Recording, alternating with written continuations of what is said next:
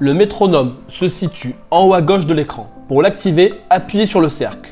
Une fois activé, appuyant à nouveau dessus, vous accéderez à la configuration. Vous pourrez ainsi choisir le rythme du métronome. Par défaut, il est réglé à 30 battements par minute, soit un bip toutes les 2 secondes.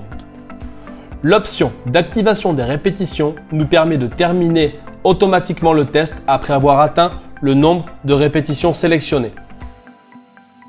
Dans l'entête à droite, nous trouvons le nom du test à exécuter que nous pouvons modifier en appuyant sur le nom et en sélectionnant le test souhaité, ainsi que modifier si le test est dynamique ou isométrique.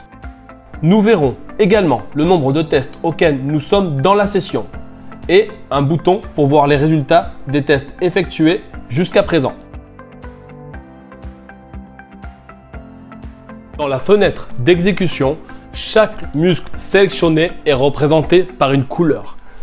Si nous ne souhaitons pas visualiser un ou plusieurs muscles dans le test, il suffit d'appuyer sur l'un d'entre eux et il sera masqué dans le graphique.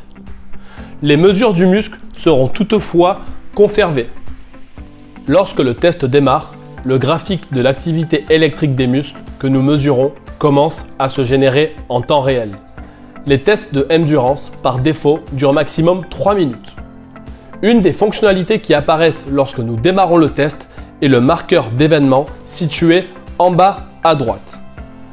Avec celui-ci, nous pouvons enregistrer jusqu'à 6 variations importantes que nous voulons marquer sur le graphique, comme par exemple le changement de jambe lors de l'exécution d'une fente, la modification ou de la charge utilisée dans un exercice ou les modifications dans le type d'exercice effectué.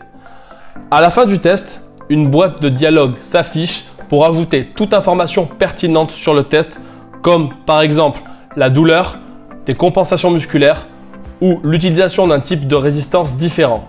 Après avoir appuyé sur accepter, nous pouvons enregistrer le test ou le répéter.